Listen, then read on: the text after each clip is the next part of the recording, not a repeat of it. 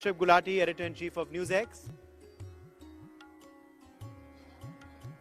And the floor is now yours. Thank you, Uday. Forgive me, I'm losing my voice through the course of the day. But we have a very interesting individual who's about to have one of the most interesting conversations with you that you probably heard all day, and we've had some of the best people speaking all day. Interesting individuals because she comes from a very rich life history, who has done some things which are worth reading for in a biography, hopefully very, very soon. Amazing stuff that has happened, and that life history has gone through so many levels. Humanity is going through a life history. We are calling it AI, we don't necessarily understand it. So, Smriti Irani, let me ask you this very interesting question. What does AI mean for gender? I think one of the greatest fallacies that have been sold is that technology is agnostic to bias.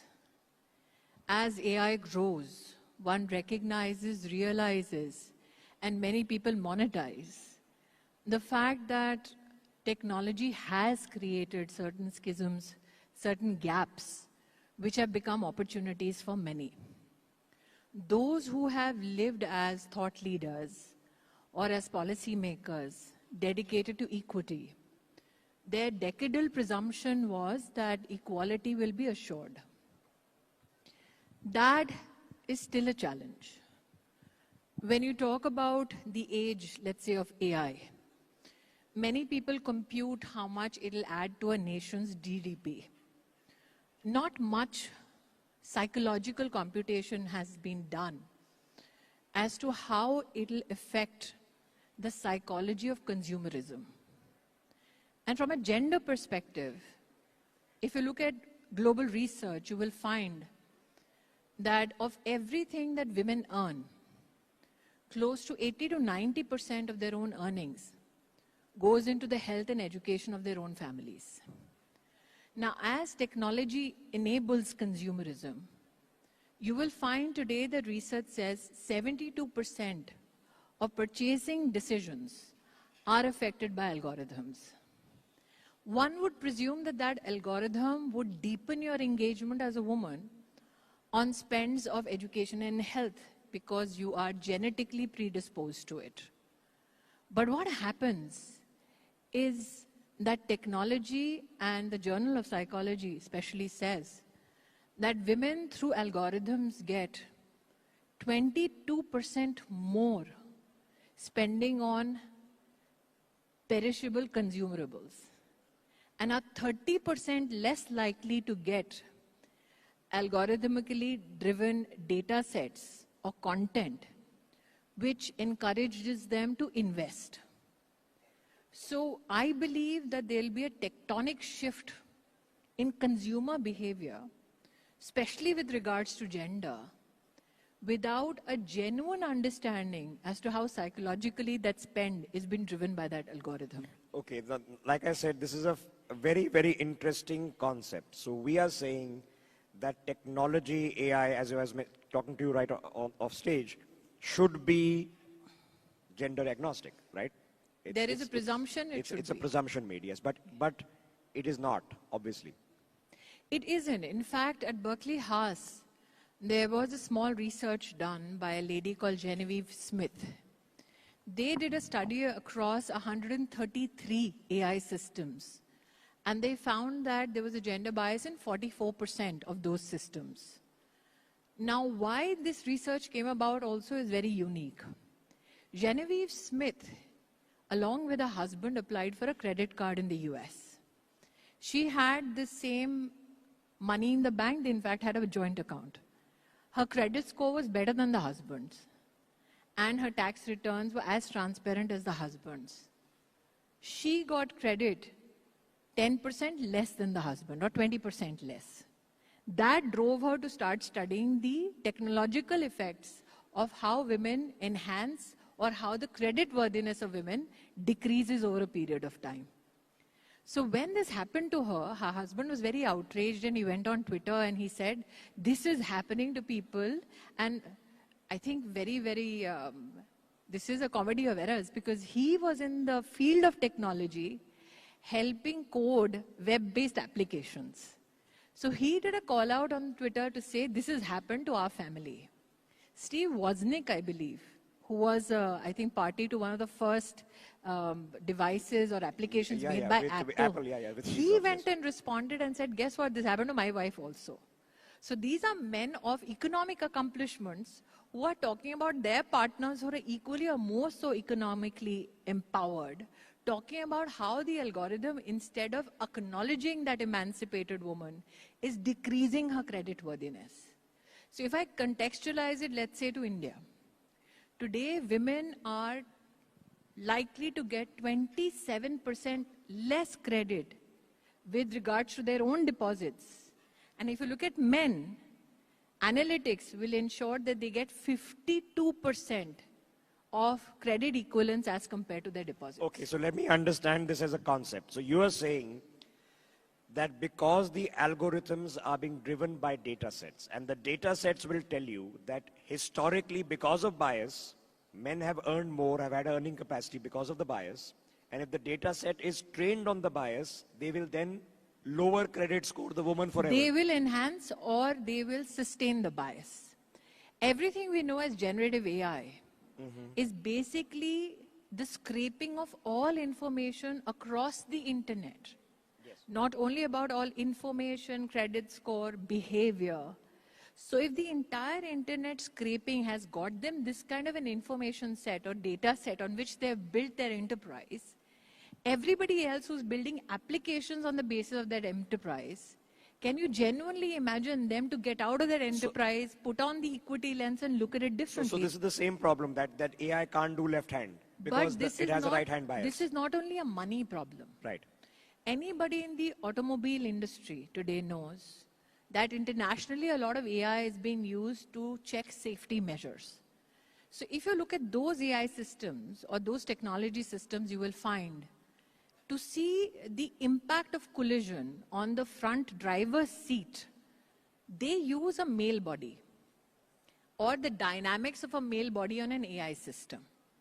They do not look at, anticipate a female driving and the impact on a female body. They do not anticipate a pregnant woman driving. And research now has showed that in the same scenario, because women at the secure testing drive phase itself are missing as a consideration in research, 44% women are more likely to be injured in the same kind of accident that a man may have, and 17% more are likely to die as compared to men.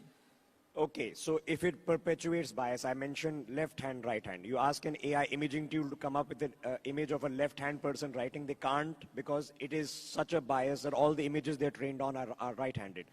So when there can be a racial bias when it comes to the data scraping that you're doing. Yes. We've seen that as a problem. Most facial recognition systems, 80% of them are based on either a white skin or a male. Even fingerprint scanners. Absolutely.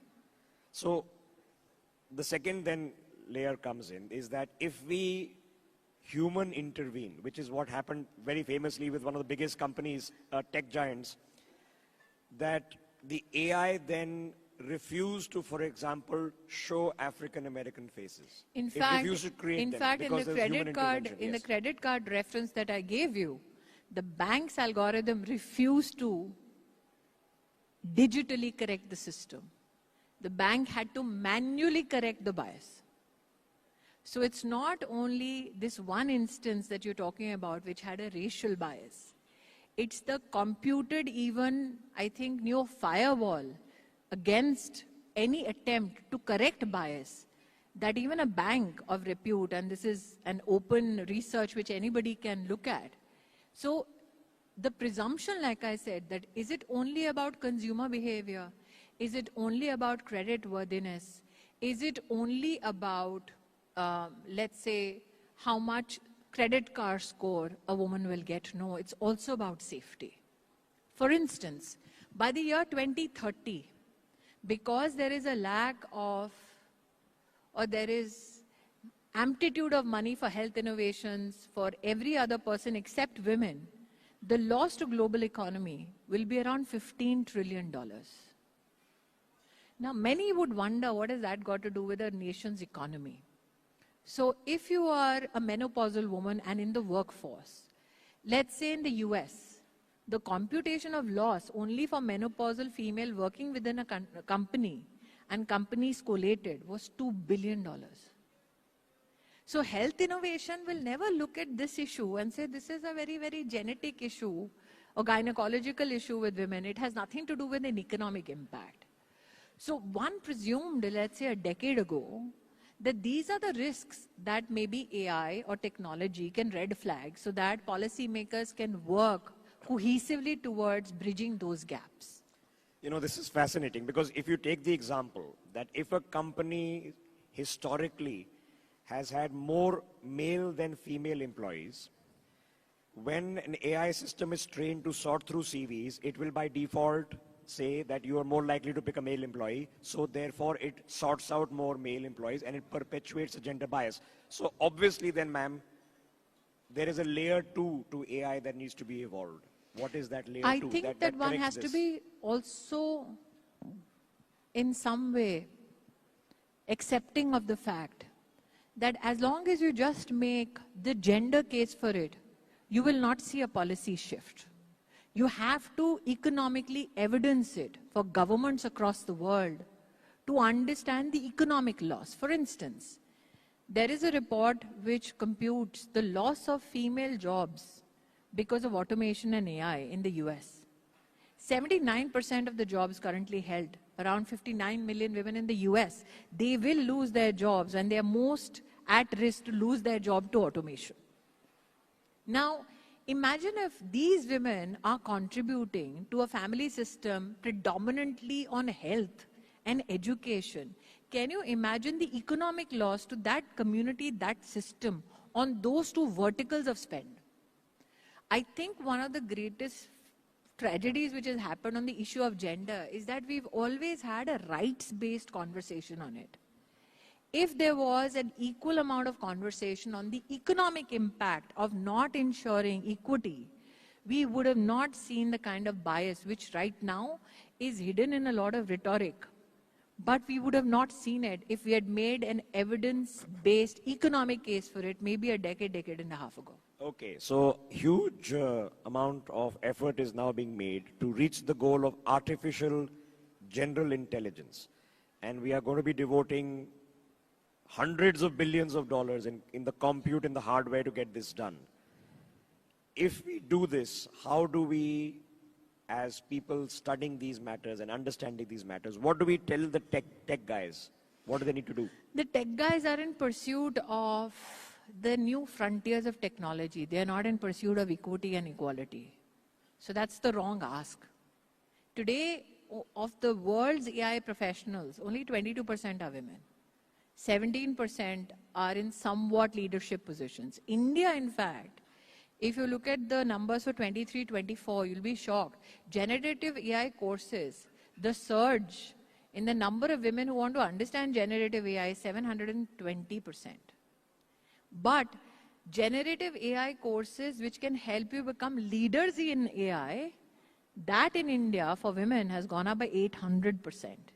Which means women understand that it's not only essential to be a consumer of AI, you have to lead in that field. Otherwise, there is not a lot of agency in just becoming a consumer. You don't want to be an enterprise which white labels and builds on an enterprise. You want to be an enterprise. But for you to be an enterprise, you need to understand the technology. So do not expect the technologists. They are chasing the next frontier of technology. For instance, I think Pranjal was here and he spoke about Davos. In Davos, everybody is talking about Anthropic, AI agents. You come out of Davos and in 3 days, you had DeepSeek. You are still recovering over DeepSeek. And suddenly Microsoft comes out with its quantum chip. So technology is rapidly changing. But that technology has been in making for a number of years. The issue is, who are the people who can tell technologists or companies that this is an aspect that you need to ensure is relevant enough when you develop technology? That, I think, is a lens that only policymakers and thought leaders can bring. But can policy makers and thought leaders influence the data sets? Because the AIs are being trained to literally think for themselves on the basis of data sets. Not to think about data sets.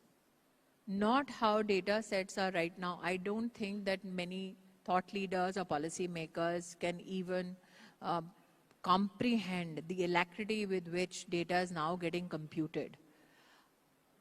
Why I'm saying policymakers need to put a lens at it. Quantum computing, if you look at it from a financial market point of view, in the financial modeling, they'll talk about risk analysis. They'll compute, let's say, the time taken in terms of fractions for what you would normally take a century. They'll do it in, let's say, 2-3 hours or 10 hours. Now, if the model is not built to recognize these little fissures, then you'll have a problem. So while your frontiers of technology are shifting every day, or let's say every week, it is incumbent upon governments who are talking to tech giants to say, apart from safety, can you look at these financial models that are getting affected because people are getting left behind? For instance, technology predominantly speaks in English. There was a time when people thought that technology means you need to know how to code. Then comes a system like Claude, in which all you need to know to code is English. But how many people around the world speak English? How much of your knowledge systems, financial or for that matter scientific, gets lost because science does not speak that language to technology? Or, well, technologists say that they can now bring up the best in translation. So, okay, I've short For that, they will need to hire those. You have 435 languages which are rare in India. Yes. Which technologist has found those rare linguists? Good point. And the rarest of them all is India's 5,000-year-old language, which we are yet to You have decipher. 16,000 dialects. It's a conversation. Okay, I'm short on time. So now, what do you suggest? What do you suggest we do? As people, what should we do? I think that one has to first recognize the bias to address it. I believe that this is the platform which for the first time, in fact, even enabled this conversation. I have not been on a platform in India where I've had this conversation. This conversation was had by me only at Davos. So I say, before you say what's next, ask whether the next that you ask for, is it bridging the gap or deepening fissures?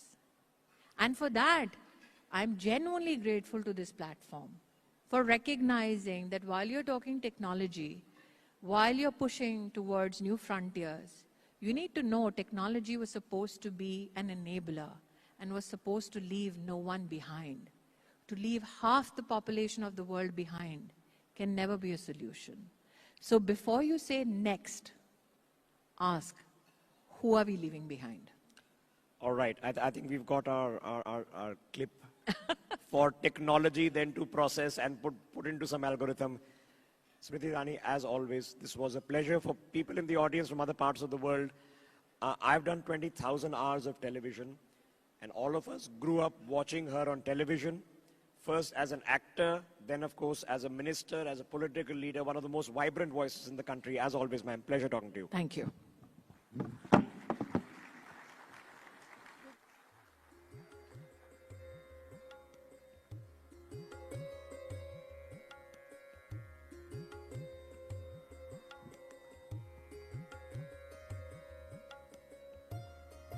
Smriti Irani ji,